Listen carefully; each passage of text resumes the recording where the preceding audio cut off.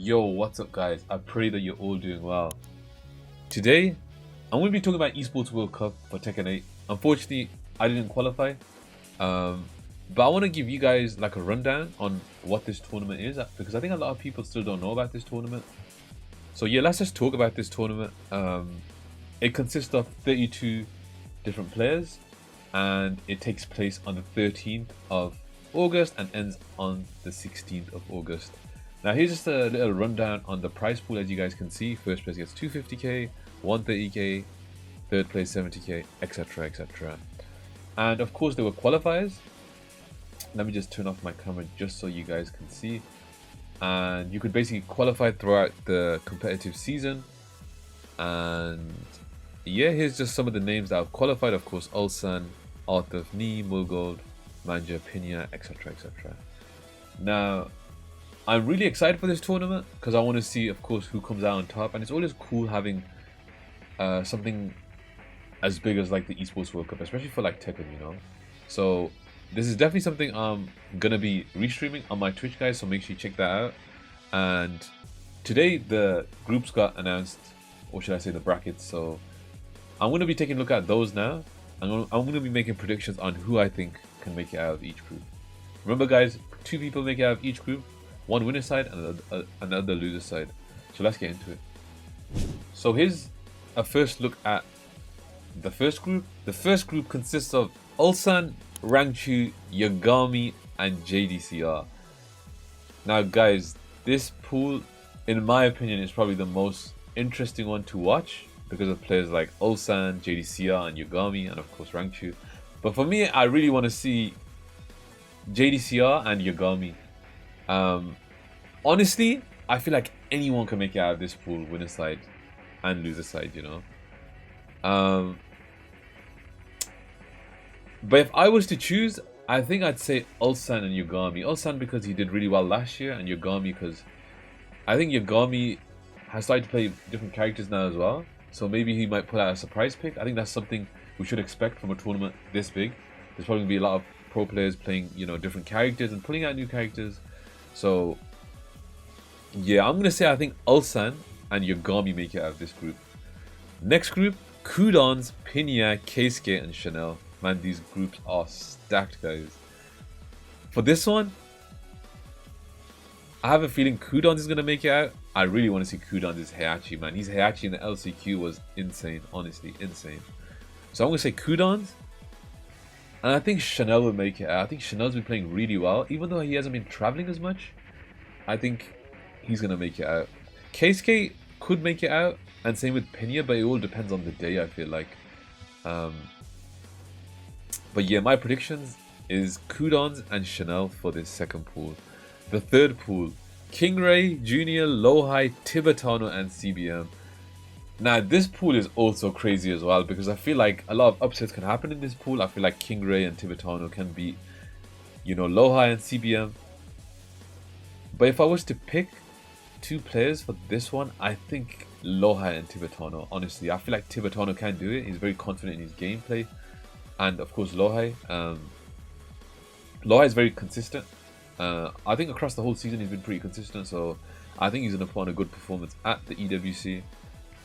So yeah, I think those 2 are my picks for the third group. Moving on to the fourth group, Numan, who just qualified and won the LCQ, Mulgold, Chikrin, and Hafiz Tanveer. Man, this pool is crazy. Honestly, this pool is crazy. This one, I honestly have no clue who's going to make it out. Seriously, like Numan, Mulgold, Chikrin, and Hafiz Tanveer. Like literally anyone can make it out of this group. I think for this group, I'm going to go with Numan and Hafiz Tanveer.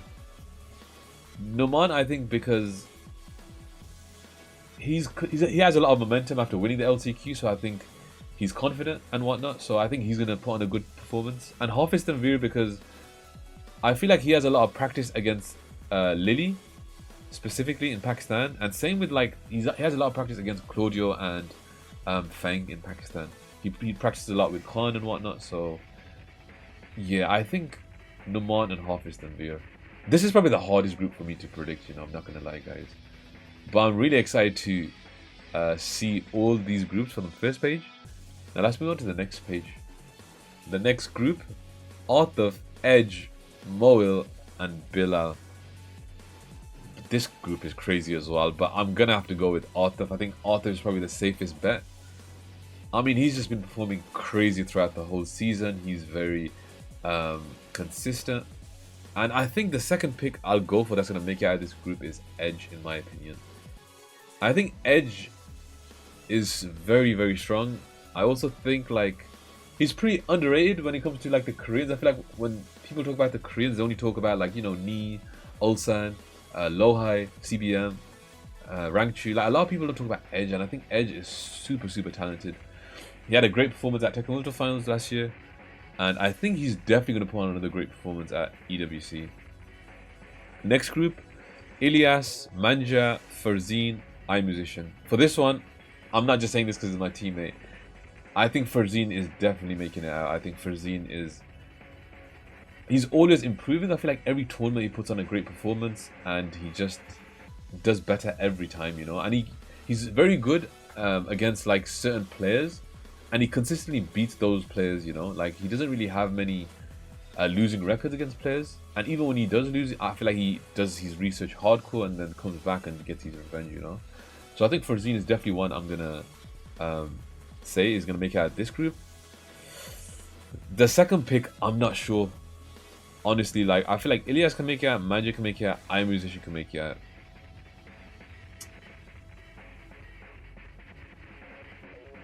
If I would go for a safe pick, maybe it'd be Manja.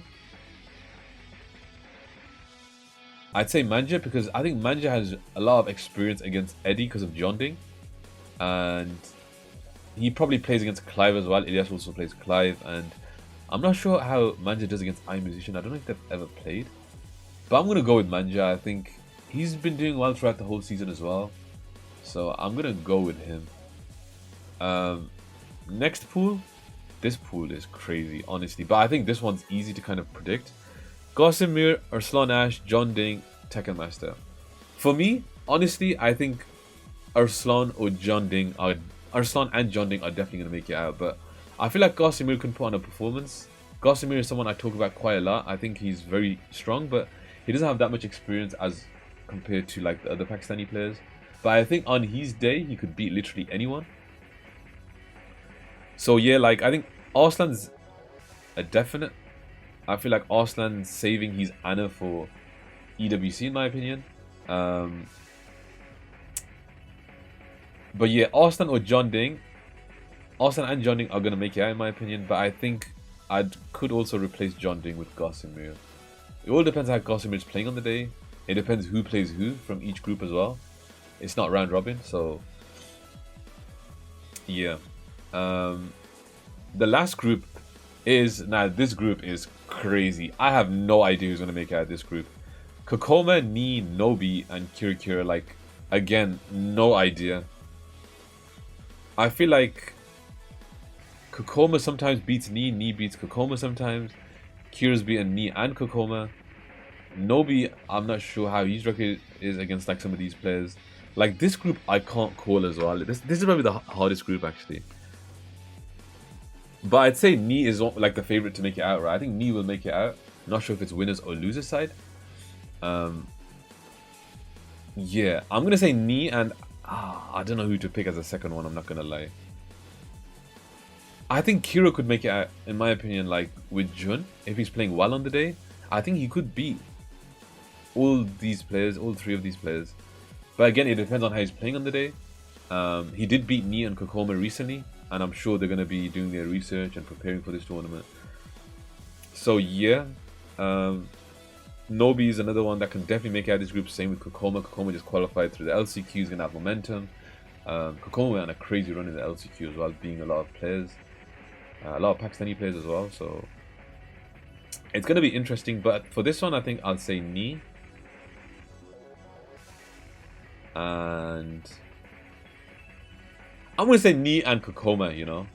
I'm going to say Kokoma. I think Kokoma and his Feng, I think he's pretty confident in his play recently. And now that he's qualified, there's less stress. I think he'll be able to play a more comfortable and confident game like he usually does. So I think Kokoma will put on a good performance. Unfortunately, he got unlucky last year because his stick stopped working.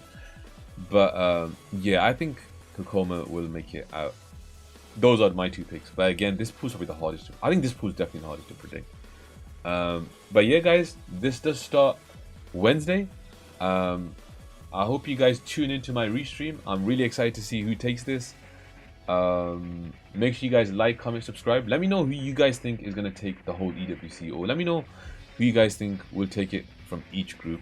I think it's really hard to call because every single group is just stacked and everyone's very strong. But yeah, let me know what you guys think. And yeah, I'll see you guys in the next one. Take it easy. Peace.